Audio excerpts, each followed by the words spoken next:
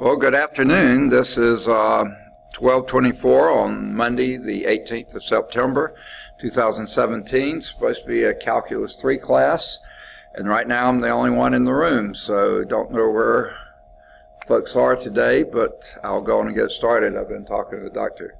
Bryant about a couple of issues, waiting for students to come in, but no one's made it, so we'll just continue. I did want to let you know this, and I'm sorry nobody's here because you really need to see it. One student, there's actually two listed, but one has never been in the class who, as of last Friday, still had not paid for the course. And from what I understand, the email came out, but I was supposed to have printed it off, and I just never got to. My printer's not working. The cartridge is out, so I haven't had a chance to print it. But I'm supposed to be reading from that to let you know that as of Wednesday, day after tomorrow, they will be removing unpaid students from the rolls. So if you're in the process of getting the payment made, if you've got something worked out, but you just can't get it paid by Wednesday, please let somebody know in the business office before Wednesday or by Wednesday what your plans are, how far along. They may be able to put a flag on your record to keep them from removing you from the course. I don't know if they can or not, but I think they've done that in the past. So please, if you are going to continue in the course, and hopefully you are, please let somebody know in the business office, cashier's window, somebody, and maybe something can be done. But the best thing is to pay today, tomorrow, or Wednesday. But don't do it after business hours on Wednesday, because then you'll be removed from the class, and then you got to go through getting back into the class, and that could be a hassle. Could be impossible. I think it's possible, but don't bank on it. Try to stay in the class. Get the payments done, or let them know what your plans are to get the payments done. Okay, as far as I know, from what I last heard, we are planning to have the practice session for the math team at 3:15 today. I don't know that that's going to happen because the main person isn't here right now, so I don't know if that's going to happen or not. But I will be here. If we want to have it, we can. Okay. Those are the only two announcements I can think of right now. We left off last time on example 1 on page 690. This is section 13.3. Chapter 13 is calculus of vector valued functions. 13.1 is just vector valued functions. And here's one. And the statement here says, describe the path of r of t is equal to cosine t, sine t, 1. Okay, that function right there. Okay, it's a vector function, that's why it's a bold R. Now, if I was writing that, I would say I'd have to put an arrow over it because I don't write in bold. But that's what stands for a vector function, as a function of the variable t.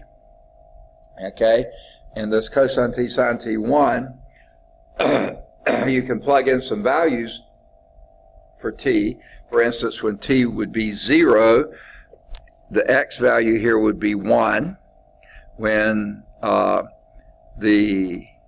y value would be 0,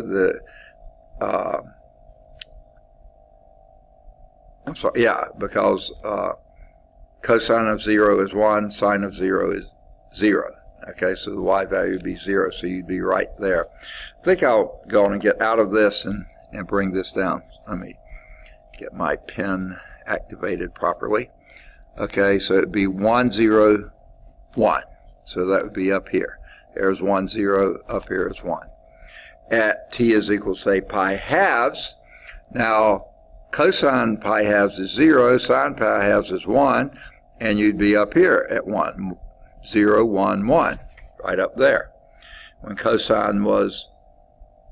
t is equal to, say, pi, then the x would be minus 1, the y would be 0, and the z, of course, is 1 again, okay, because z is always 1.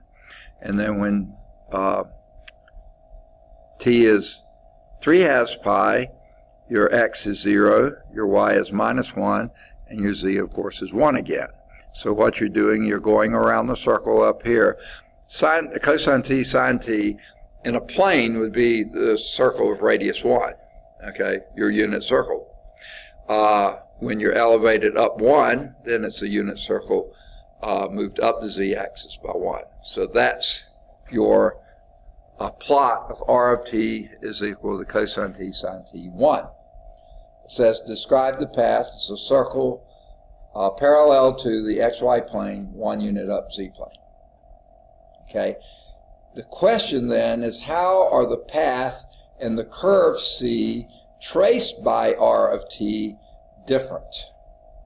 Okay. Well, the curve c would just be described as a circle. Okay.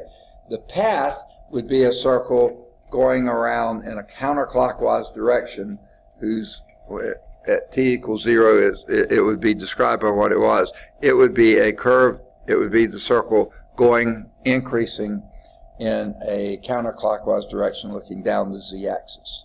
Okay? So, if you say as t varies from negative infinity to infinity, the endpoints of the vector r moves around the unit circle, height z equal 1, infinitely many times in a counterclockwise direction viewed from below. The underlying curve, c, traced by that is just the circle itself. The circle, you don't go around many, many times. The curve is just the curve. Okay? The path keeps going around and around and around and around and around. But the curve is just that one circle. So that's the major difference. Now, this next figure here is a fairly bizarre one to look at. Let's see if we can get it all on one screen. I think we can. Let's bring this down some. Just barely. Okay. A curve in R3 is also referred to as a space curve as opposed to a curve in R2, which would just be a plane curve. So the last one was a space curve. It's just it fit into one plane. Here is a space curve that cannot be fit into one plane. Space curves can be quite complicated and difficult to sketch, especially sketching it is on a two-dimensional piece of paper. You're trying to sketch something that's three-dimensional. The most effective way is to visualize a space curve is to plot it from a different viewpoints using a computer, as in this figure here. As an aid to visualization, we plot a thickened curve, and we'll do that again in figure 5 coming up. But keep in mind, curves are one-dimensional. They really don't have any thickness. I'm not really sure why they put it thick here, except that you can see when it crosses a coordinate axis, this way you can see which quadrant it's in, or which side of the axis it's in. For instance, the first part of this figure here, and this curve, by the way, is r is equal to t sine 2t cosine t, that's the x coordinate. T sine squared t is the y coordinate, and t cosine t is the z coordinate. Okay? And t only going from 0 to 4 pi. Okay? So let's pick some values here. When t is equal to 0, certainly the x is 0, the y is 0, and the z is 0. So that's why you start at the origin. And in all three of these, you see you start at the origin, and t is equal to 0. Okay, so then let's do t out to pi halves. T is pi halves. 2t is pi. Sine of pi is 0. So your x coordinate again is 0. The y coordinate is 0 the y coordinate is 1. No, it's pi halves, because sine of pi halves is 1. Square that, you still get 1. Multiply it by pi halves, you're at pi halves. The y coordinate is pi halves. X coordinate is still 0. Y coordinate is pi halves. The z-coordinate is 0, okay? So what you've done, and it's hard to see on this graph, but on this one you see a little bit better. When t increased from 0 to pi halves,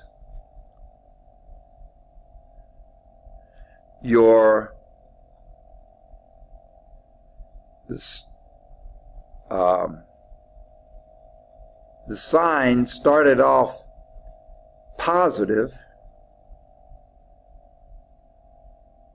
up to pi quarters and then went negative after pi quarters. And to me, this figure does not show that well.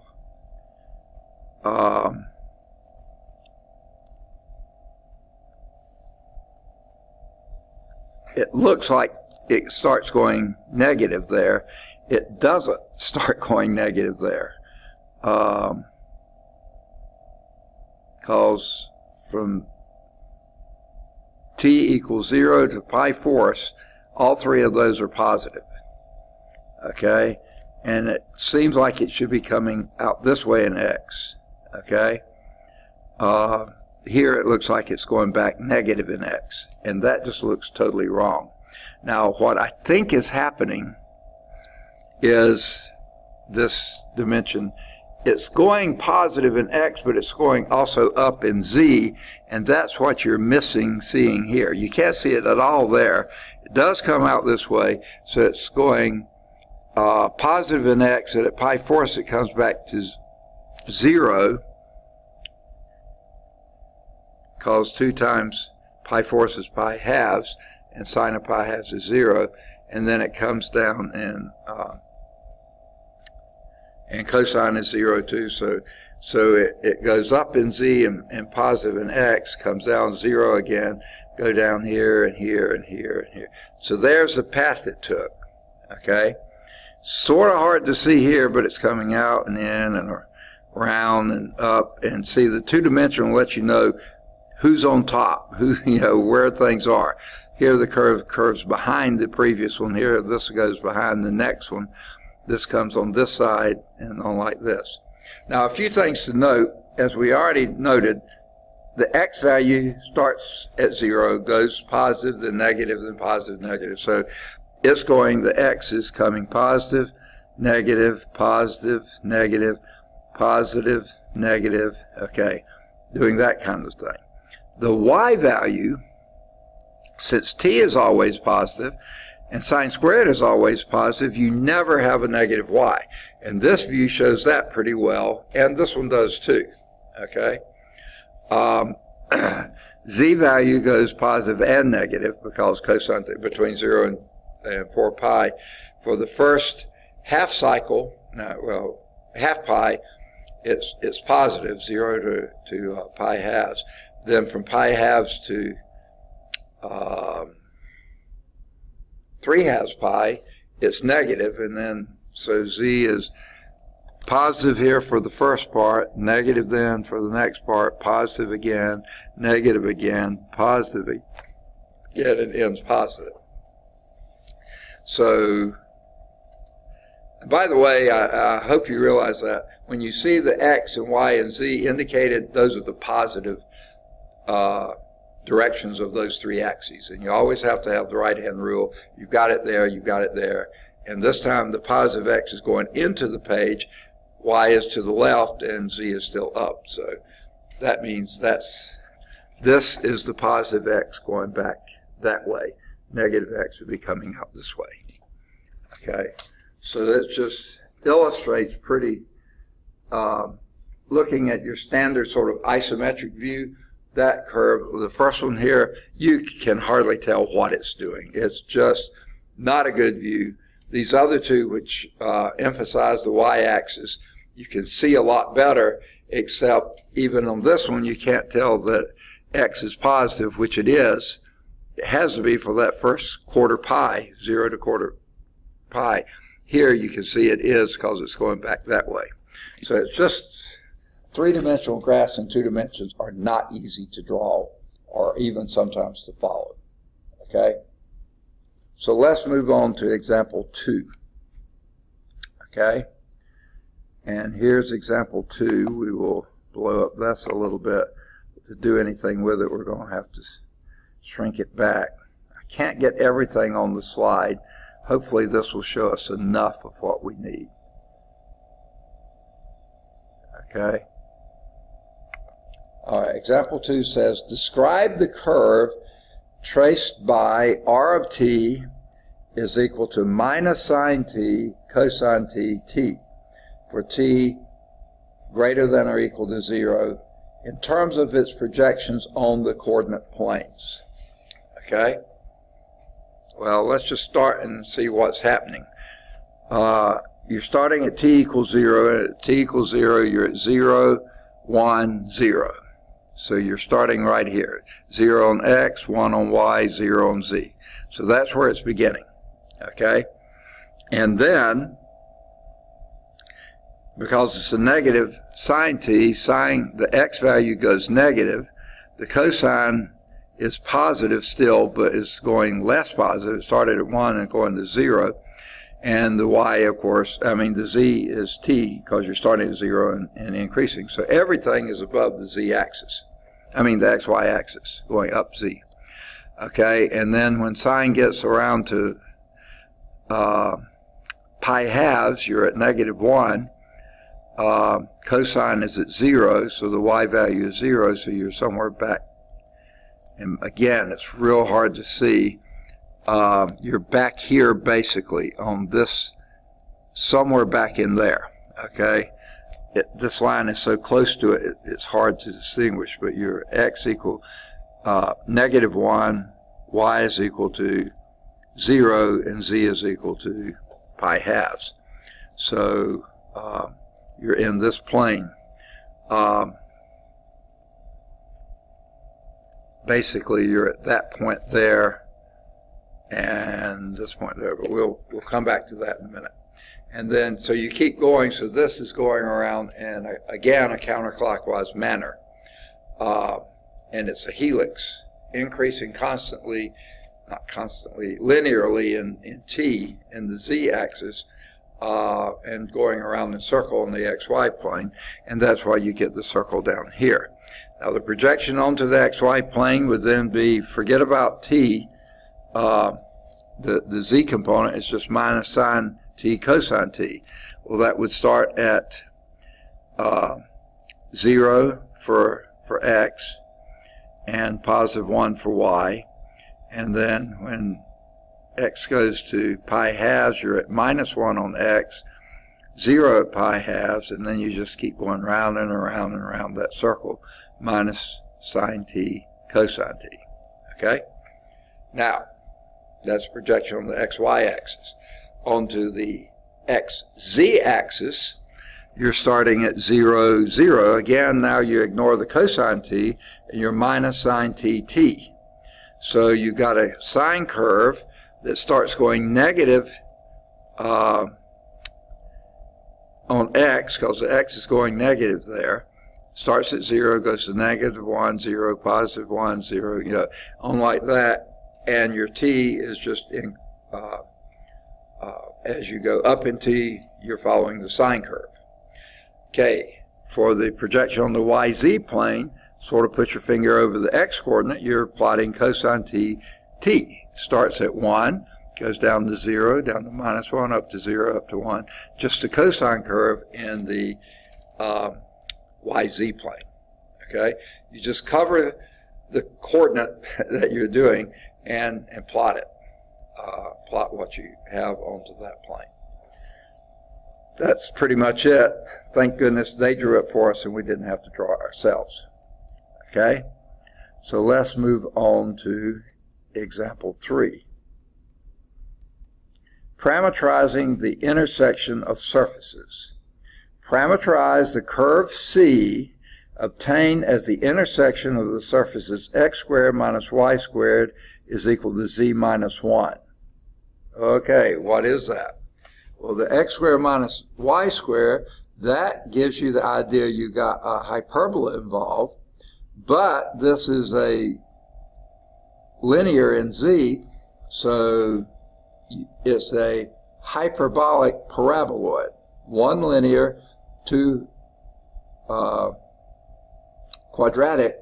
That would be parabola in the xz plane and the yz plane, and in the xy plane you would get a hyperbola.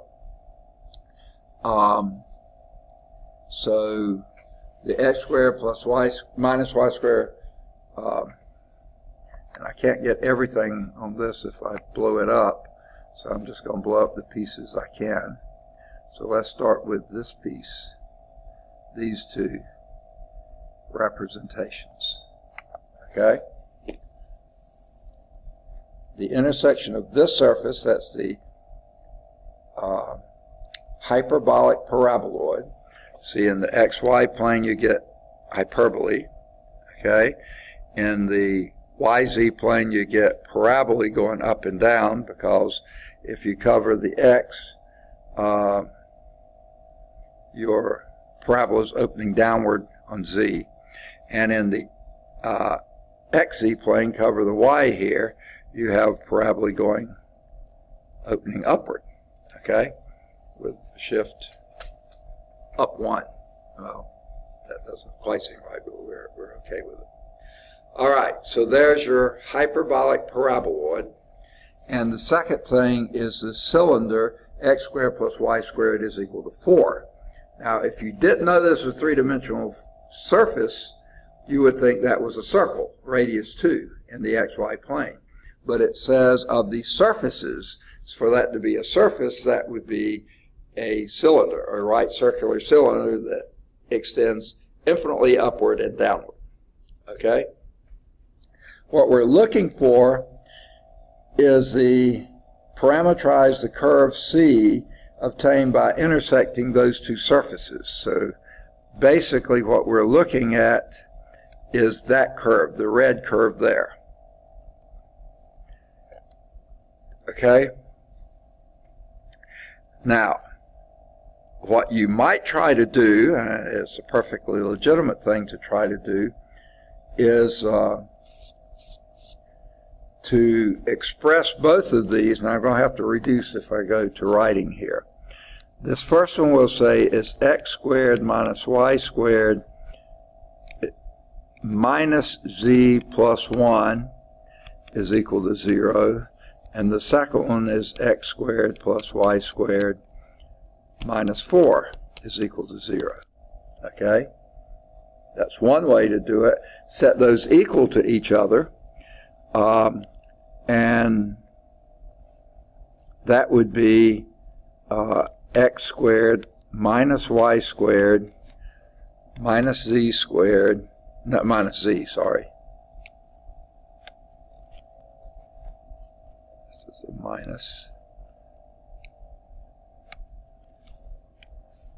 minus z plus 1 is equal to x squared plus y squared minus 4. Okay? You can subtract off an x squared from both sides, and that leaves you with, let's move things to the other side, 2y squared plus z is equal to 5. Okay? Now that's a parabola.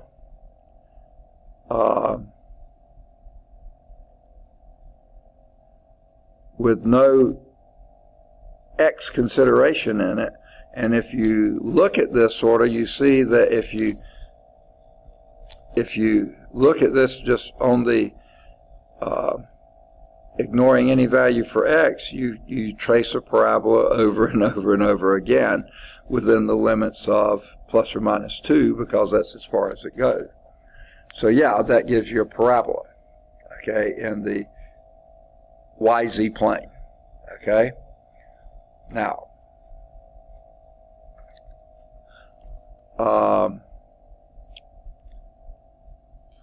another thing you could do was look at the XZ plane, and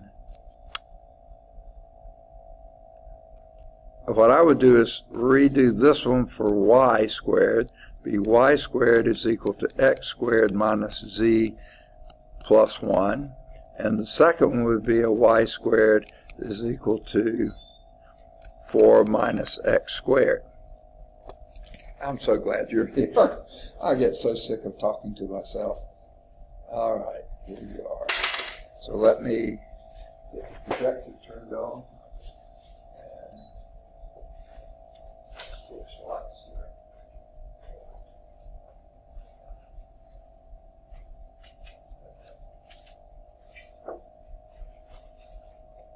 So you want to do math team stuff today? I think she said something about a meeting today. What's that? It was a meeting at 3 o'clock today. Oh, is it over on the Birmingham campus? Yeah, I think over. Yeah. Is that with the math team? Yeah, I think with the whole team. Okay. Well, I can't go because I've got a class that meets. It's still going to be meeting at 3, so I'll be here. So I guess we won't figure on coming back then. Yeah, I'll just go to the meeting. Okay. And they may have some practice there too. I don't know.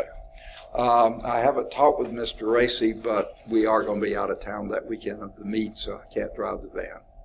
So if she's going to reserve it, she'll have either she or Dr. Thomas or Mr. Holloway or someone else is going to have to be the driver. Okay. So we can't drive our own car. You can. You certainly can. Okay. But we were going to try to take a van so as many people could ride together as possible. I just have like work that day too, so I didn't know if I could drive. I'm sorry? I have to work that day too. Oh, you do? Yeah, so I didn't know if I could just drive like myself because I got to go to work right afterwards. Right afterwards. Okay. Yeah, I think that'll be perfectly fine. I know most of the events like that, if a student chooses to drive his or herself, himself or herself, you can certainly do that. Okay. All right, we were working on example 3 on the bottom of page 691. Now, I have to say this, even though it doesn't apply to you, but I said it earlier, but because you may not listen, just so you'll know about it. The vice president came out with an email last week, and my printer's not working, so I can't print it. Okay, I could go somewhere else and print it. I just haven't had an opportunity to do so. But basically, it's saying that they will are going to remove from the roll any students who have not paid on Wednesday, probably by end of business on Wednesday. I don't remember exactly how it's said. Usually it's end of business on that day. Now, you've paid, but there is one person in the class who hasn't paid yet, and that's why I'm recording it on Screencast-O-Matic. Hopefully, he'll be listening to it and will know that he needs to get paid by Wednesday. Otherwise, he'll be removed. And I think there's probably some way to wiggle your way back in, but it's a pain in the neck. So go on and get paid. Or if you've got the payment plans, you're working on that, then let someone in the business office know. Yes, I'm going to have the check by whatever day or whatever that is. And but the one reason I'm telling you is that if you know of anyone, any friends, classmates, or other things who haven't finished paying, please let them know. Like this morning, I made the announcement in my morning class. 2 of the 5 people who hadn't paid in that class were there, but the other 3 weren't there to hear it. So the first they'll hear about it, unless they listen on the YouTube video, will be Wednesday when they come to class, where, because that's the last day. So anyway, if you know of anyone who hasn't completed payment, please let them know. All right, what we're doing is trying to find the point of intersection between these 2 curves. This is a hyperbolic paraboloid, and that's the cylinder, right, circular cylinder. This is this one, this is that. So one way we went about finding the points in common were to set the things equal to each other. So I set that one equal to 0, that one equal to 0. Well, you lost your x meanings there, but you had that z is equal to minus 2y squared plus 5, and that would be a parabola. It would be looking this way. Z is equal to minus 2y squared plus 5. That would be that parabola you're looking through like that. Okay, you don't have any x coordinate there, so you can't tell much about it, but that would give you a parabola plus 5 and a minus 2z. That means it's sloping downward. Okay? So you get that. Well, what I tried next was, let's set them both equal to y squared. And that would be y squared is equal to x squared minus z plus 1, and y squared is equal to 4 minus x squared. Set those equal to each other. That's what I was just starting to do. And this would be x squared minus z plus 1 is equal to 4 minus x squared. Add x squared to both sides, and you get 2x squared minus z is equal to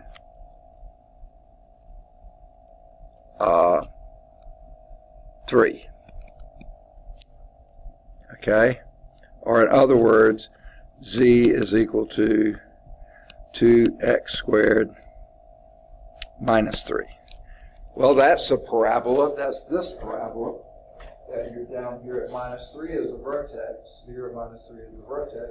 And that's the one that goes like this. Opening upward. There's a positive 2 there. So that shows it's opening upward that way. Now, that still doesn't give you the entire curve. And I don't know if there's a real easy way to get that entire curve. So let's see. Those are the first two attempts. But they say here are two ways to do this. Okay? Now, the first of these, solve the given equation for x and z, and for y and z in terms of x, which is basically, we didn't quite do that, y and z in terms of x. So this first one,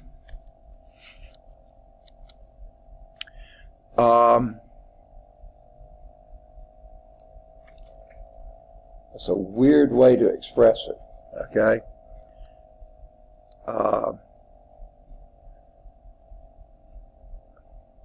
Okay, here is your,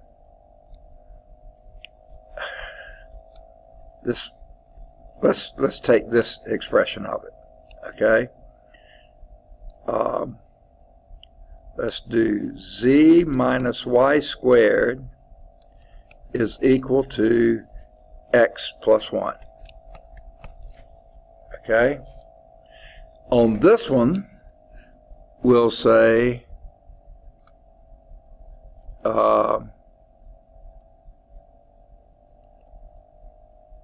y squared is equal to 4 minus x squared. Okay? Well, let's take this and substitute it in there. That would be z plus x squared minus 4 is equal to x plus 1. And subtract those from both sides. Z is equal to x minus x squared plus 5. Okay, strange way to do it. But now you get everything z in terms of x alone. Okay, that doesn't seem like it makes a lot of sense, but there you have it.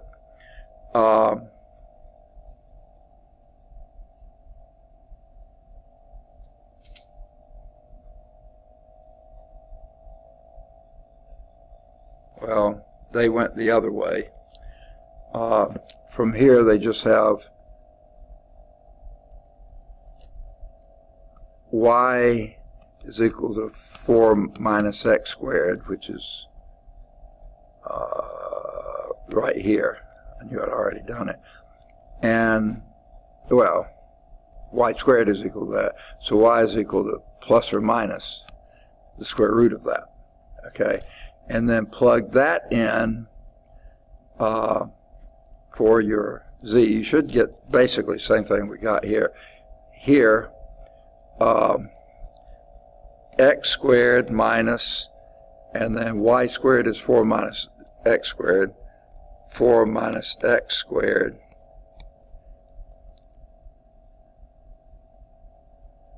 is equal to z minus 1. And this would give you a 2x squared, because minus and minus makes plus, minus 4 is equal to z minus 1. So you have z is equal to 2x squared minus 3. And that's exactly the same thing I got here.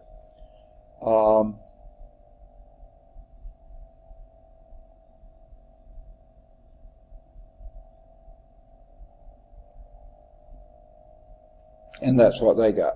Z is equal to 2x squared minus 3, which is the same thing we got over there that way. So there's several ways to get there, and that gives you basically the parabola like that in terms of z and x.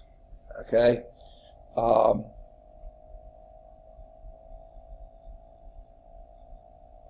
And then doing it the other way, you came up with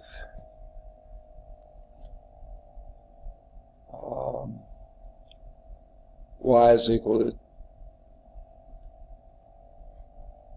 okay, all right, time out.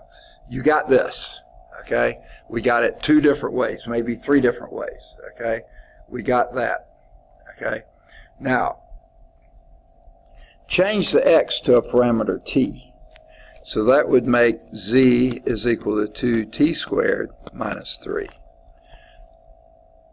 Plug that in for, say,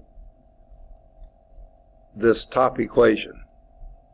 Well, how about this one? Okay, so then you have 2y squared plus 2t squared minus 3 is equal to 5. So you have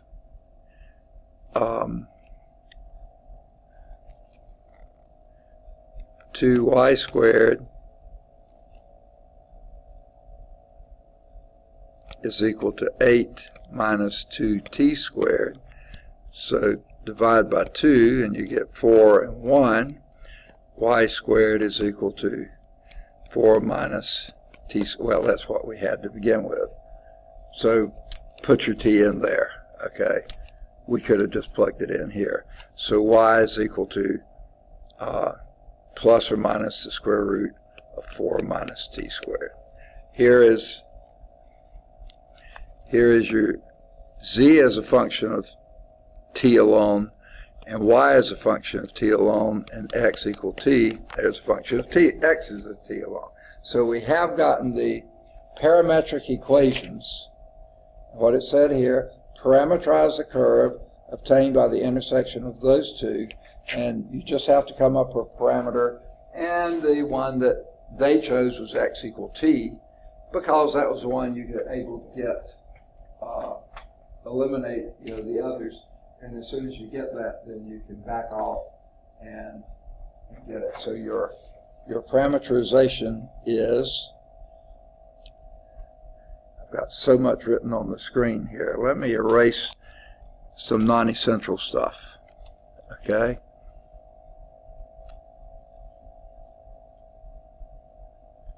So I think I can erase that and that.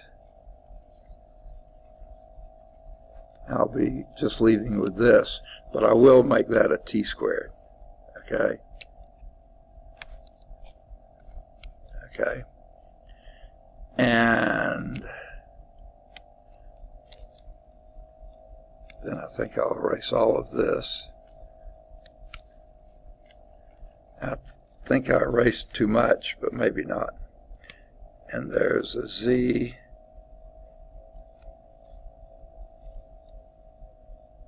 Okay. All right. Okay, I think that gives me enough room to write. So here's our parameterization. R of t will then equal to the vector t, comma, because this is a vector. The y is plus or minus the square root of 4 minus t squared, comma, and your z was 2t squared minus 3. So there's your parameterization. Okay? So actually, what you do with that, because it should be a single-valued function, so what you do, let me go on and erase some of these. That doesn't give you single value because you now have two possible, given a t, you got two possible y's, so you break this into two functions. R1 of t is equal to t square root of 4 minus t squared, comma 2t squared minus 3, and R2 of t would equal the vector t minus the square root of 4 minus t squared, comma 2t squared minus 3. Okay, so you have the two, and they go together, and that's what we have here. Here is the first half, and y is positive. There's the second half, and y is negative. And that gives you exactly the two halves of the curve of intersection of those two.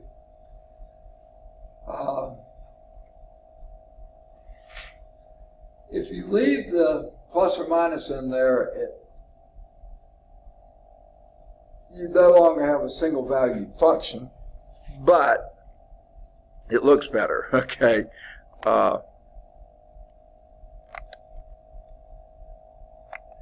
right. And you see the complete curve. All right. Now, that was one way to do it. Another possible way is using a trig parameter. Okay? So let's go back to our things here. I think I'll erase all this and start over,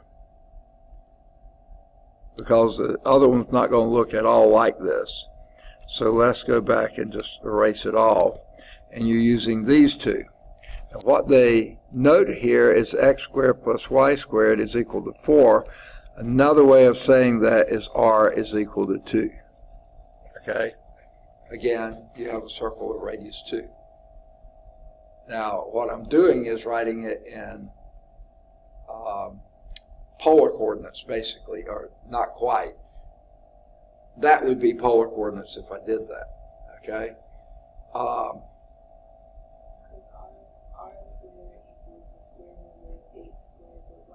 Yeah. But in terms of getting a parameter, that's going one way. I don't think the book is heading that way. If you do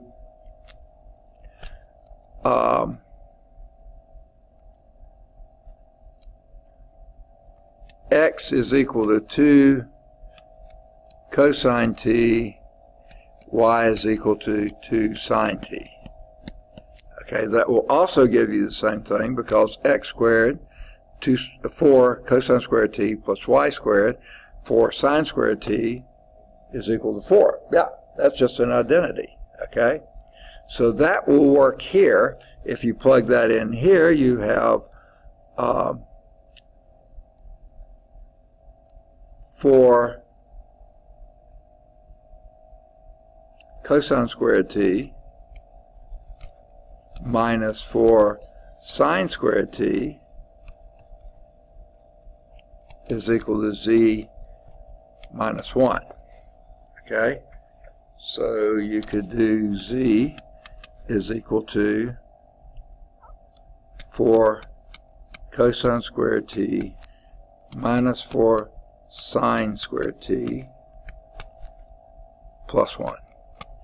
Okay? So now your r of t, and that's why I sort of don't like that, because we're using this, r of t is equal to this vector, 2 cosine t, comma, 2 sine t, comma, 4 cosine squared t minus 4 sine squared t plus 1. Okay? There's your parameterization. You don't have to break it into two pieces. That is a complete function of t. And that's what they get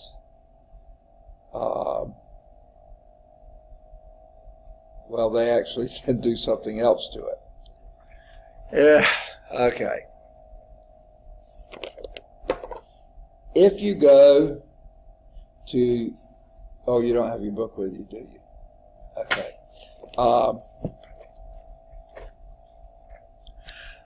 Don't know if you remember this. Cosine of 2t, I can't write. I say it right and write it wrong. Okay. Cosine of 2t is cosine squared t minus sine squared t.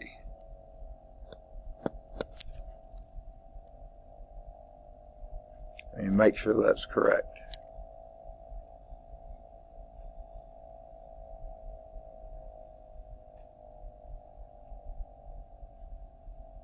I believe it is.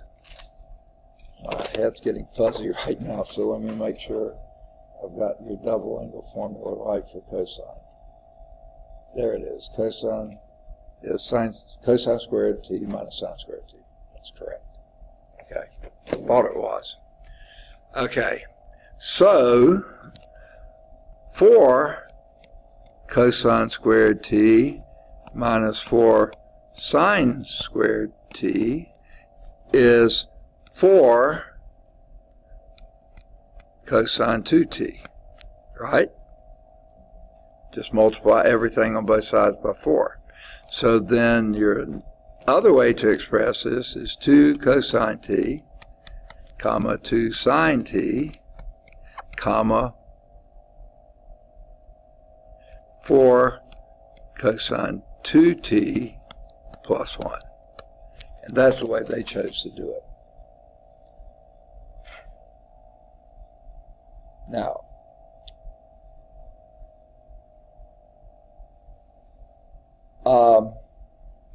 this is good, 0.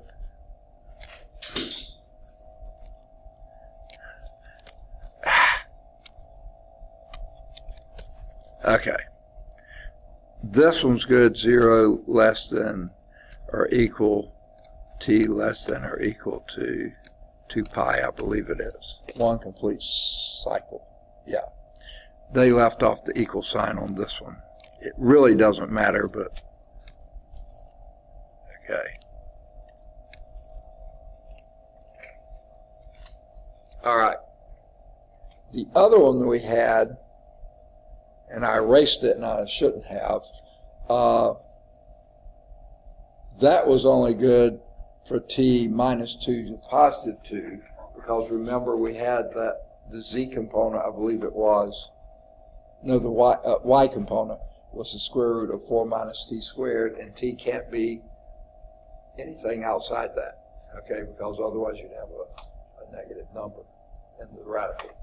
So this one's good from 0 to 2 pi, the other one's good from minus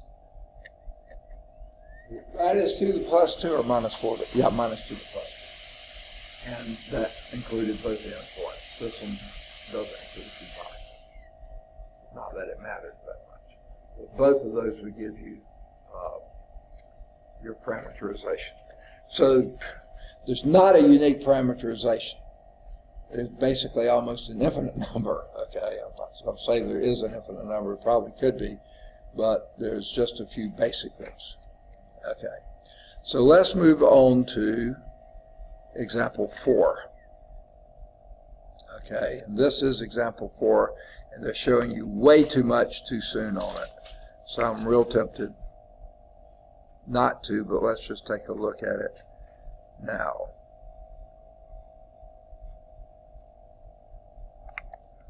Okay. Parameterize the circle of radius 3 with its center at 2, 6, 8, located in a plane the first time parallel to the xy plane. Okay? Well, the first thing they're doing, they're drawing it for you. So you go plus 2 on x, plus 6 on y, plus 8 up. There's the center of the circle. Okay, they said radius 3, so that means it's coming out to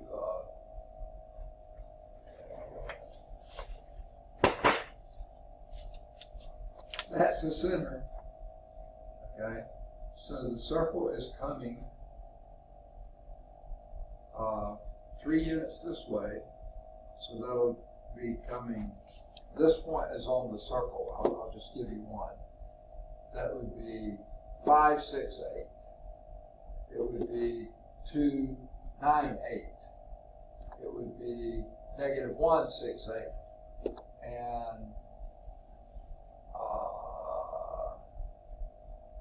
2, 2, 2, 8. Okay. Always 8. If it's parallel to the XY plane, the Z is constant. I can't quite get their orientation right here, but that's the circle parallel to that. We've shown it to you. We haven't parameterized it yet, so we'll get there in a second. This is if that same center, but you're parallel to the, looks like it's the XZ plane. Is that what it says? Yeah, the XZ plane.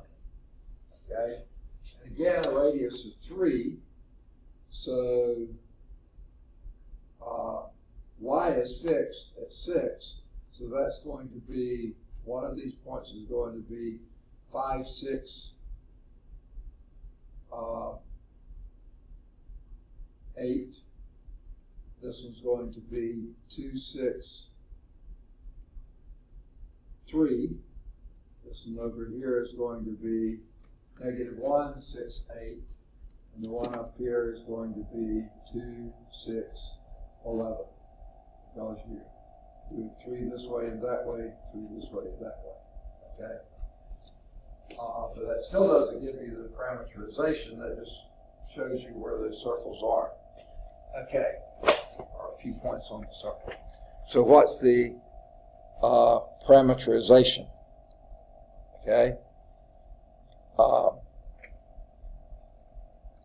If you recall, the parameterization of this circle here is cosine t, 3 cosine t, 3 sine t, 0. Okay? And to move it up there, okay,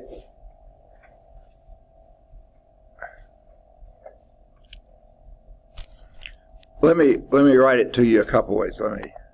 Okay. One way to express that circle there, the one down here, is x squared plus y squared is equal to 9. Right? That's the circle down here, centered at the origin. Okay. So the one up there would be x minus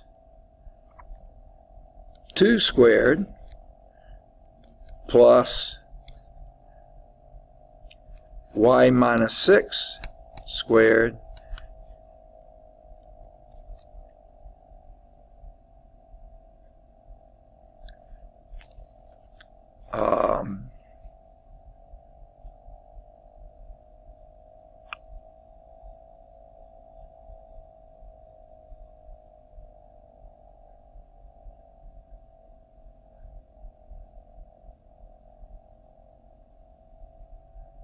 trying to figure out how to get my z to show up here.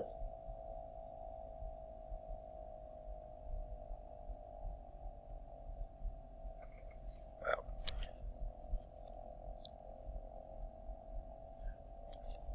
let me go back the way I was first going to do it. In fact, let me just erase all that. Okay. Okay. This circle down here is cosine t sine t 0. Okay? Now, we're going to add to that this point here, okay? 2, 6, 8, okay? So basically now the R, we'll do this, I'm going to call it RA of T, is simply going to be 2 plus cosine T, comma, 6 plus sine T, comma, 8. Okay? Because basically all you're doing is taking that circle, adding this to it, and then doing the same thing about that you're doing there. And that gives it to you. Okay. Now, the one parallel to the XZ plane, you're doing the same thing, except now this circle is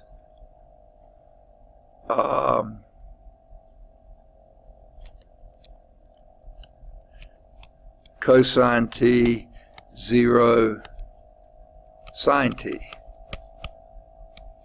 Okay, let me make sure that's right.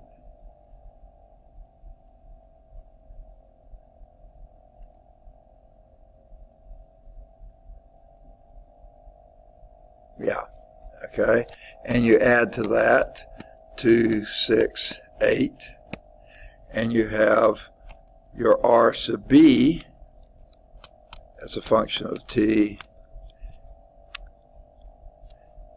2 plus cosine T, comma, 6, comma, 8 plus sine T.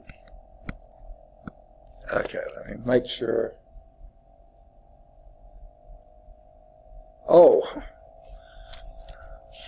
I'm sorry, I said it originally and didn't do it here. This is 3 cosine T, 3 sine T, because it's radius 3. Sorry. So that would be a 3 here and a 3 here, a 3 here and a 3 there. Okay, sorry about that. And a 3 here, and a 3 here. Okay, so that would be 2 plus 3 cosine T, comma 6, comma 8 plus 3 sine T. Yeah. Okay. All you do is shift it, the center, and then do your parameterization around that center. That is exactly what that does for you. Whereas this center is 0, 0, 0, and you're parameterizing that, that center is 2, 6, 8, so it would be 2 plus 3 cosine T, comma 6, comma 8 plus 3 cosine T. Okay. That finishes, I can't talk, sorry. I went to the football game Saturday, so UAB game, so I don't have much voice left. All right. Do you find the preliminary questions helpful? Okay, let's do those then. I think that's the, yeah, I know that's the last slide. So let's go back and clear the ink here and do the preliminary question. What is the domain of R of T equal to, so, oh, I'm sorry, they're writing in different notation, so let me write it in the same notation they do. This says the same thing, but e to the ti plus 1 over t j plus t plus 1 to the minus 3k. Okay, what's the domain of that function? Of that vector function? Well, domain refers to the independent variables. Don't think in terms of x, y's or xy plane. You think in terms of the independent variable. What's the independent variable here? Exactly. And in the x component, t can be anything in the world. E to the t is defined for everything from minus infinity to positive infinity. It's a function that just does that. Defined everywhere. How about the y component there?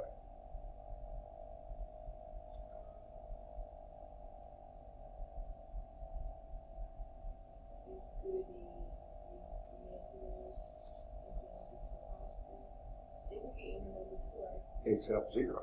You can't do 1 over 0. Okay? So it's all real numbers except t can't be 0. How about the next one?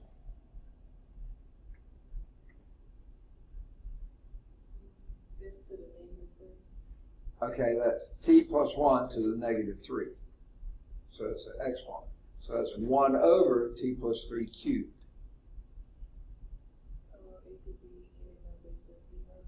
It's what? Except the denominator being 0. And the denominator is 0 when t is equal to minus 1. Right? Okay, so that the domain of this function would be from negative infinity up to minus 1, but not counting minus 1, minus 1 to 0, not counting 0, and 0 to positive infinity, not counting 0. So you have two places it can't be. X can't be 0, t can't be 0, and t can't be a negative 1. Okay? Now let's see how they phrase it. It may say the same thing, but put it in slightly different terms. This is 13.1.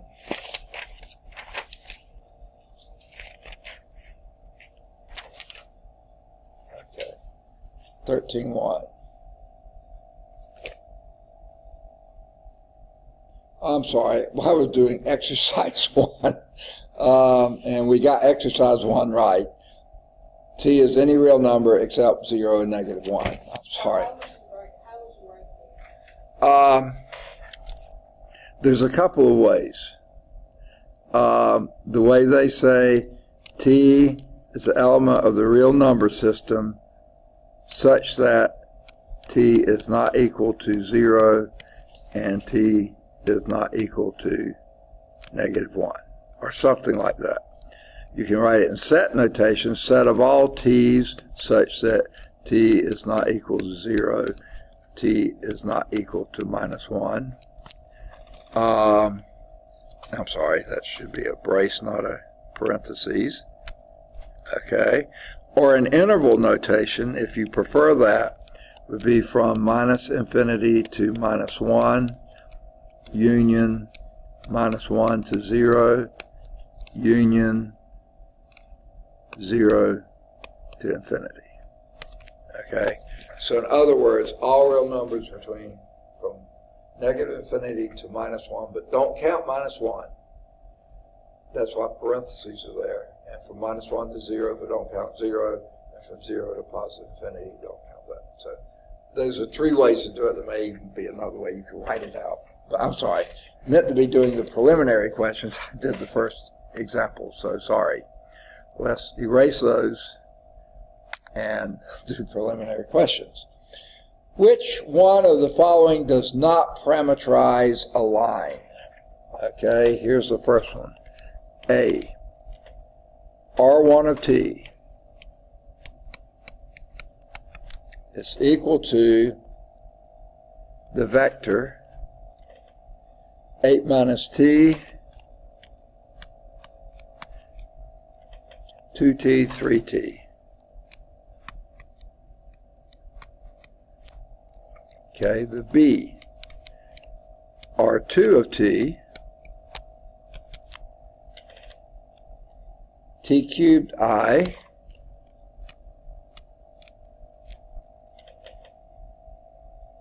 minus 7 t cubed j,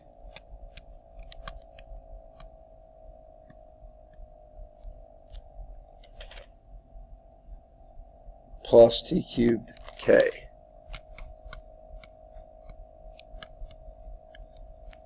All right. Goodness gracious, my eyes are itching. C is R3 of t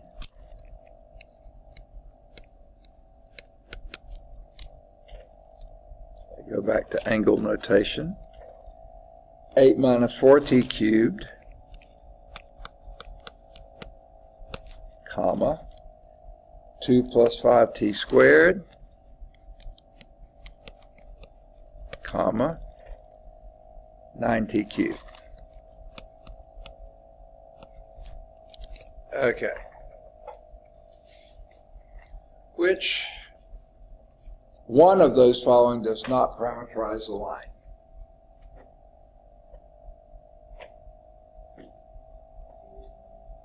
Say again? Okay, R2, strangely enough, it does, and here's why. Your parameter there is t, but what if we made that another parameter and call it u is equal to t cubed, right? Well, if you did that, then you'd have ui minus 7uj plus uk. Guess what? That's perfectly a straight line. Okay. So yeah, all those are at the same power, so you don't have to have, normally you would think the parameter couldn't be at a higher power. It has to be 1. That's why A is perfectly fine, because the exponent for all those parameters is 1.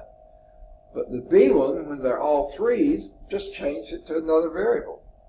U is equal to t cubed. And then you have ui minus 7uj plus uk. You're back in, you can't do that with C though. Because if you say u is equal to t squared, then your first one would be 8 minus, let's see, t to the 3/2 power or something like that, and that wouldn't be linear. Okay, so yeah, C is the one that is not a linear function, cannot be a linear. So sure enough, C is correct. Okay, number 2. I think I'm going to clear this. Is it okay too? Okay.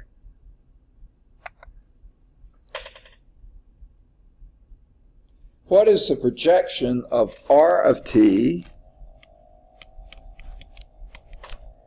equal ti plus t fourth j plus e to the tk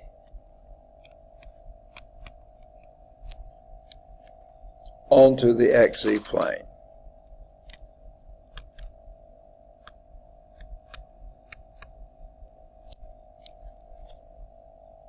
What's the projection of that R of t onto the xz plane? What would you do?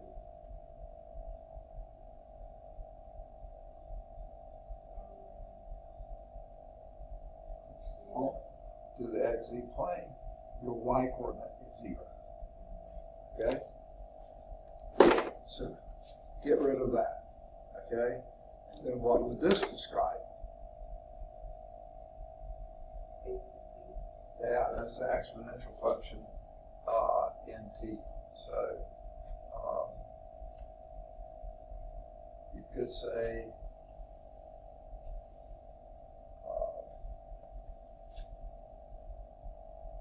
x is equal to t, and c is equal to e to the x. So,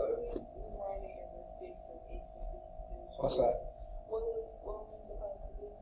Okay, because you're projecting onto the xz plane, and on the xz plane, your y coordinate is 0. So just ignore it. And then you would have on the xz plane ti plus e to the tk. And that's what you're trying to describe. Well, since t is your x component, make that xi plus e to the x. I mean, so in other words, you just have a function of the exponential function in the xz plane, and that's what you would have. It's the graph of the exponential function x equal e to the, or z is equal to e to the x. Yeah, that was what it would be. Z is equal to e to the x. Okay. Yep, and that's exactly what they've got there. The curve z is equal to e to the x. All right. Thought that was going to take more time. Okay. Number 3. Which projection of this cosine t, comma, cosine 2t, comma, sine t is a circle? Which projection of that is a circle? Say again? Projection. Yeah. Onto what plane?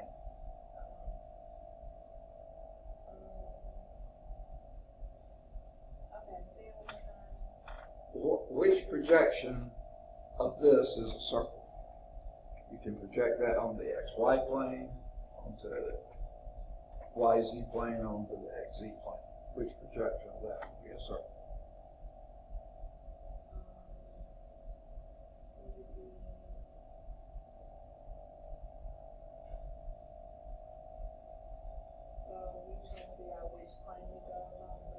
Yeah, to make it a circle, right? Okay. I would say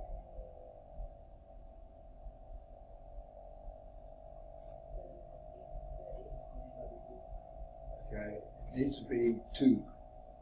oh, it has to be 2. Yeah, I mean, there is no x So plane. it's just Yeah, X and Z. xz plane, exactly. Ignore the y, and you got cosine c sine t, which forms a circle.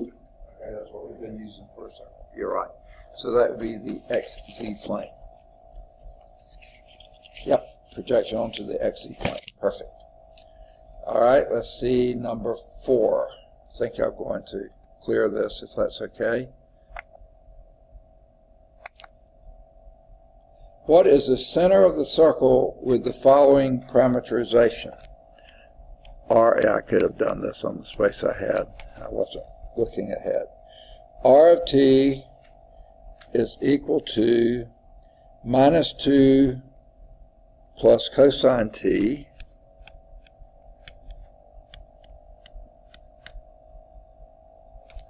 I say I and write j. What is wrong with me?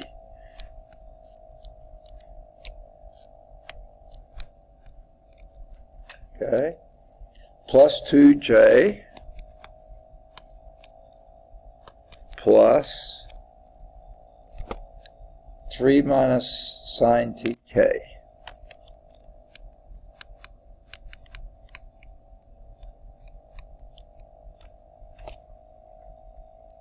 Okay, what is the center of the circle with that parameterization?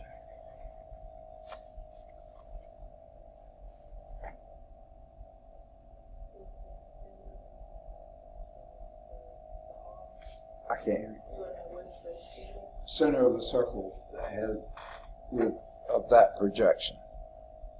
No, I'm saying it wrong. With that parameterization. What is the center of the circle with that parameterization?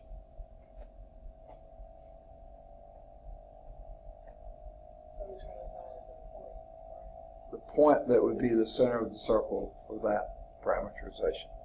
That parameterization produces a circle. Okay?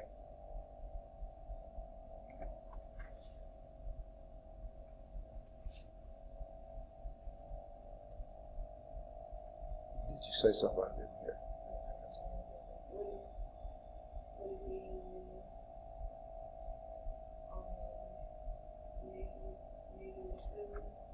Yep. Yep.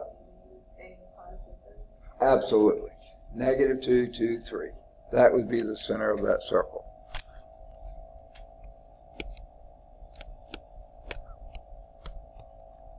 Okay. Make sure they got it right in the back. Negative 2, 2, 3. That point. Okay. Good.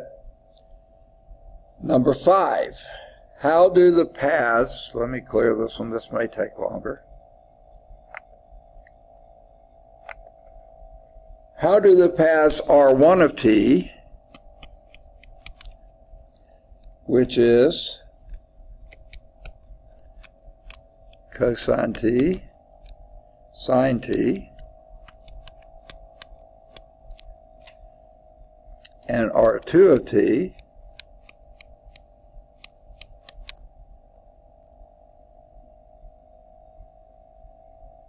equals sine t cosine t,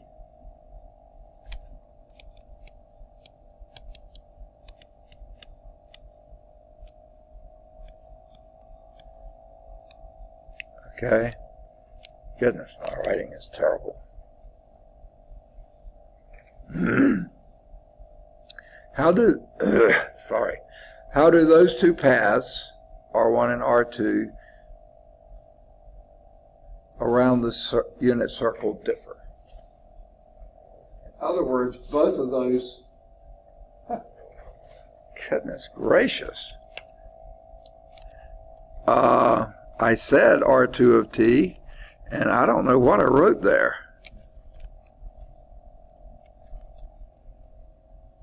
Okay. Okay. How do they differ? They're both unit circles on the xy plane. These don't have any z components. How do they differ from each other?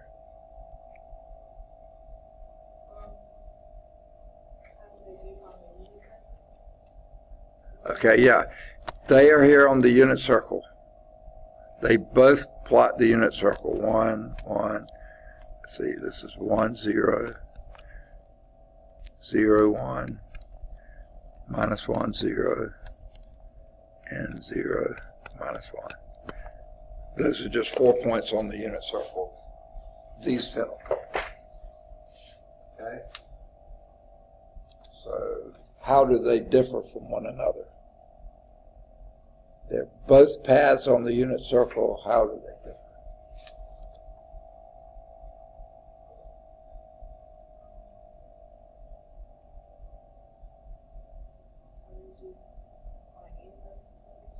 Okay. And I think I left. Oh. No, I got them right. Okay. I thought one of them was a minus. I thought maybe that's the other symbol I had out there was a minus. Okay, let's just start with t equals 0. This would be, what's cosine of 0? Huh? Cosine 0 always starts at 1. Cosine is at 1. And sine is 0. So this one starts right here, 1, 0. When 0 is 0, when t is 0. When t goes to pi halves, cosine goes to 0 and sine goes to 1. So this one starts here and heads that way. Okay. Let's see where this one does. When t is equal to 0, sine t is 0, and cosine t is 1. So it starts up here. And let's go to pi halves. Sine of pi halves is 0. Cosine of pi halves is 1, so it goes this way. So basically the difference is they start at different points. This one goes counterclockwise, this one goes clockwise. Okay. So that's how they differ. They start at different points, and one goes counterclockwise, R1 goes counterclockwise, and R2 goes clockwise. Okay, let's see how they express it in the back. As t increases from 0 to 2 pi, a point on sine t, cosine t moves clockwise, that's the second one, and a point on cosine t, sine t moves counterclockwise. They start from different points, but they also move in different directions. All they cared about was the direction. All right, the next one I know is going to take more room, so let's do that. Which three of the following vector value functions parameterize the same space curve? Okay, A, -2 plus cosine t, I, plus 9j, plus 3 minus sine t k. Okay, that's A. B. 2 plus cosine t I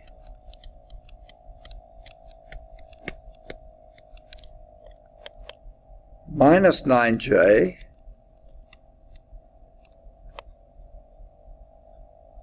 plus a minus 3 minus sine t k.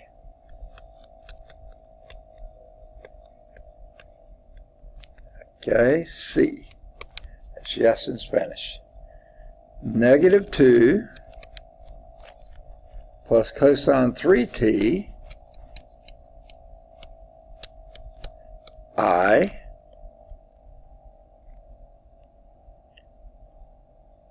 plus 9j, I didn't see that, plus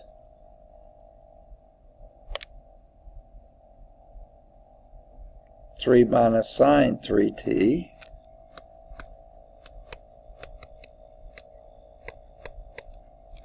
k.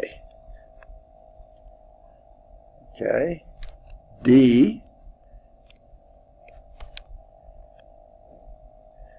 minus 2 minus cosine t I plus 9j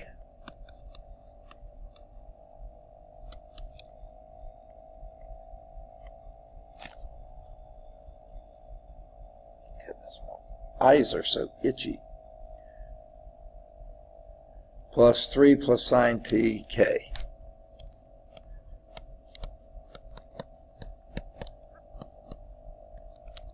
Okay, don't have room for E, so I'm going to put it down here.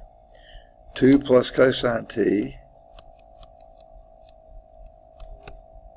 I plus 9j plus 3 plus sine tk.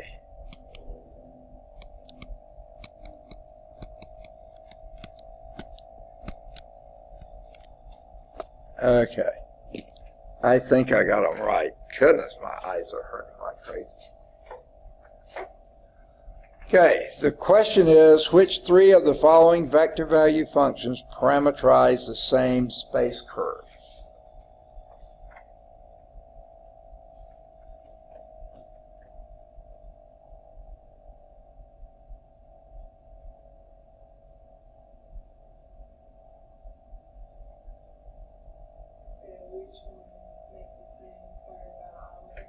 Say again? You said which one makes the same curve out of all of them? Yeah, which of the three following vector value functions parameterize the same space curve? Identically the same space curve.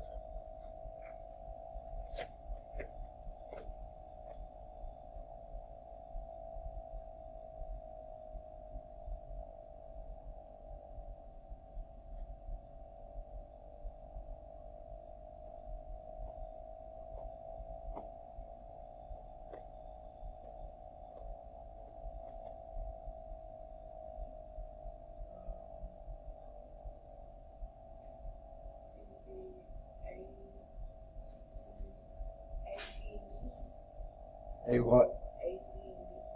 A, C, and D. Is that what you said? Let's see.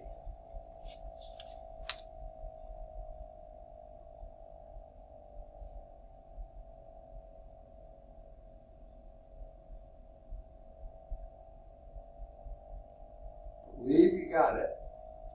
The reason is, wait a minute.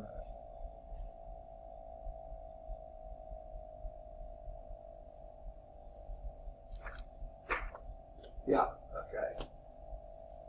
They're offset by -2, 9, and 3. Okay?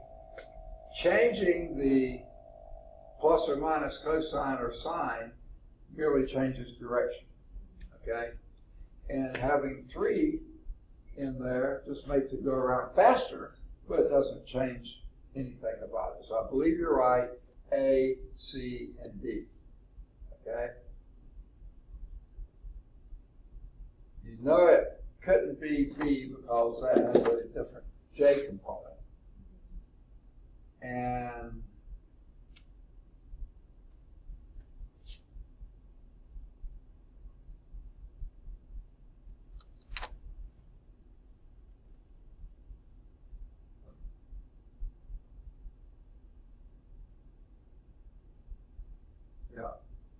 and you have to have the same A and B, and A, C, and D have the same A, and A, C, and D have the same Z as well.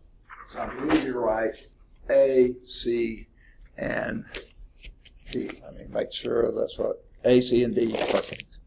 Okay, homework exercises there. I already did number 1 for you, sorry about that. But do any of the odds 1 through, wow, 1 through 15, okay? Then do either 17 or 19 or both. Do 21, do 23.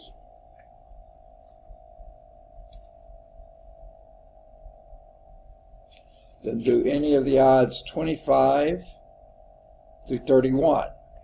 With a pause here, Viviani's curve is mentioned here.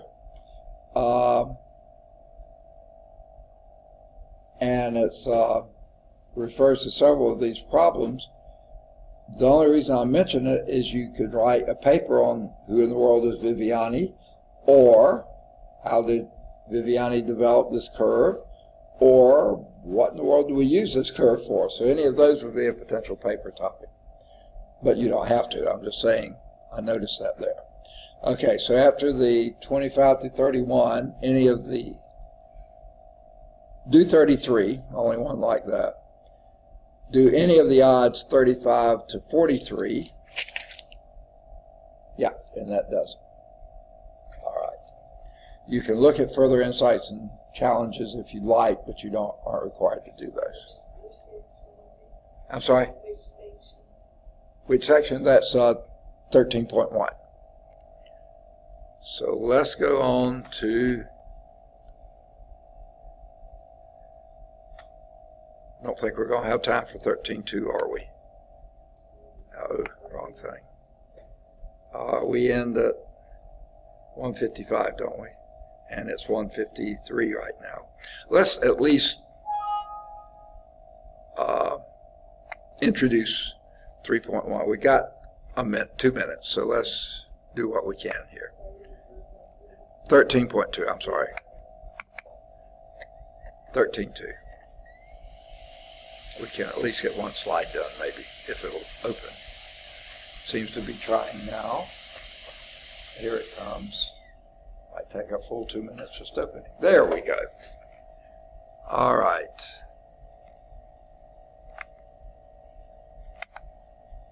All right. The calculus, this section is called the calculus of vector value function. So when we started in calculus, where did we begin? Limits. Okay? Isn't that a fun place to start with vector value functions? And actually, I think you'll find them, now that you've done limits enough, pretty straightforward thing. The limit of a vector value function R of t, approaches the limit u, that's a vector u, as t approaches t0, if the limit as t approaches t0 of the magnitude, that's the double bar line there, of R of t minus u is equal to 0. Now, if that is the case, then we say the limit as t approaches t0 of R of t is the vector u. Okay? If as t approaches t0, you're going so that the difference of the two vectors is 0, the magnitude is, then the, actually, I'm trying to think, is that really magnitude or is that length? This book uses different notation for most of them. I think it's the same thing. Yeah. So, I think that's all we had time for. Sorry about that. That's our first definition. We'll start next time at the first theorem, Theorem 1. Yeah. Well, actually, there's a picture here. And this illustrates what we were just looking at. Okay. The vector value function R of t is approaching u as t approaches t0. So this is R of t. R of t back this way, R of t this way. As t of t approaches t0, if R of t is approaching u, then the limit as R of t, as t approaches t0 is the vector u. And you see R of t and u would be identically the same, so the difference would be 0. So, all right, done. Now we'll be ready for Theorem 1 next time. Any questions?